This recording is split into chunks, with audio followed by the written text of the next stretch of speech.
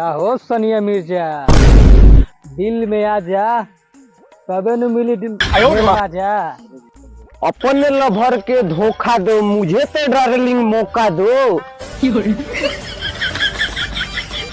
रुक बिगला जनाब की फोन लगाओ तो मौका देता नहीं तो बोलते हैं यार फोन। हेलो, अरे तू कुछ मत बोलियो करे जा, ठीक बा ना तो वही बगानी में तारा के रेल दियो पता नहीं, तू चुपचाप जा वही से, ठीक बा हम आवते बानी वही में। चल चल चल चल चल चल चल दे आई तू हमारा के, तू जान जो हम अकेले काफी बानी हो कोनी खाती। कैसे सारा माँ का चल गोलिया, अब लाइट पे आ गए। सरे चलते देखला कि मुस्का के गोलिया, अब बुझाता कि माल एकदम खा जाए। चलते लाड़ गोलिया, हमारा चलते गोलिया, तोरा चलते गोलिया। अच्छा काल हाई काल फिन देखल जी केकरा पहुंचती है।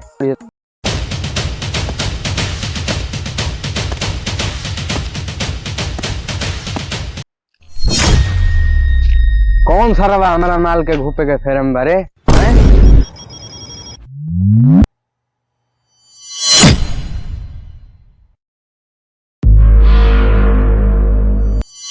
अरे सरवा तोरे माल हियो ऊ सरवा, तोर का लगता हमू करना है रे बाले तहीने।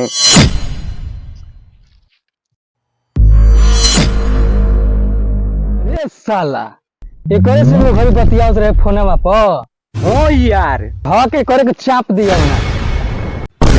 अरे सरवा आज के बाद ओकरा से बोलिए समझ, लारे मत बोलिए, हमारे माल हियो। आज के बाद तकले तो अखिए में तेल दे। अरे सरवा लागत के मुए करे के मुआ दी।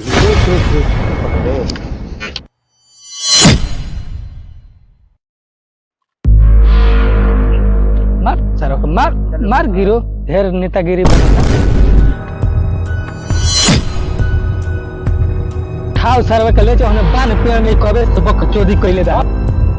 सब एकर मजनू गिरी मजदूरी कर झाड़ देवे है। मजनू गिरी बान है मजनू गिरी करते है करा के देख दादा गिरी पर चाल पूरा बढ़िया से सब ले सारा पैसा दे चल दिल, हम तेल का देला सनु नहीं। सरवा के फोन आवत है, देख कौन है कौन है रे साहब रे ऊ फोन तू देता तब तो तुम बताओ, तुम दे ना फोन वाला। ओए ओए मजनू ले ले बात कर। हेलो हाँ भाई,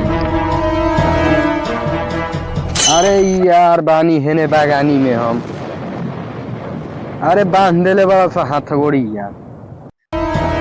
हाँ अरे साला तो बतावा तय करा के रख रख रख बस कर तू। रुक रुक हम आवता नहीं, उजे रुक हम आवता नहीं, टेंशन मत ले। साला ये तो बांध दिले बस ने तरती दूर बारस। अरे साला अब तो हिने सुन तो का कोई ले लेकर रखी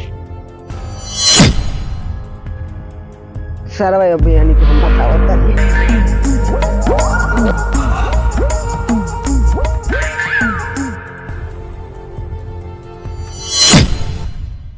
क्या करे सरवा के मार के फेंक दियो को, फेंक दियो घर भर के बाद हो गया मुंह हो लागत यार।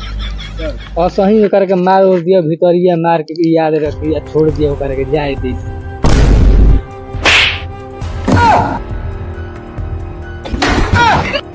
रुक रुक दोस्त दोस्त, पूरे माल जिंदाबाद, हमार माल जिंदाबाद।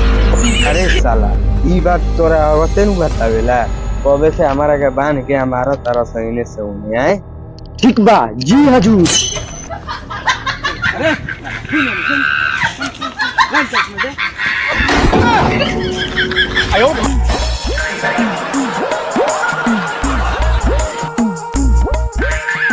सुधारे के थोड़े हमनी के बा। साला ई तो फिर लाइन बारे के बहुए चश्मा के कसम एकदम नहीं के सुधारे के हमनी के सुधारे पक्का चाप देवे के। आप लोग के वीडियो अच्छा लागल होई तो लाइक करी, सब्सक्राइब करी। छोटा भाई ऑफिशियल चैनल के सब्सक्राइब करी। भैया बहुत मेहनत लागत है वीडियो बनावे में, रउए लोग के सपोर्ट करम जाता आगे बढ़म जा भाई। और तनी कमेंटो पर ध्यान दियो लोग। घोप घोप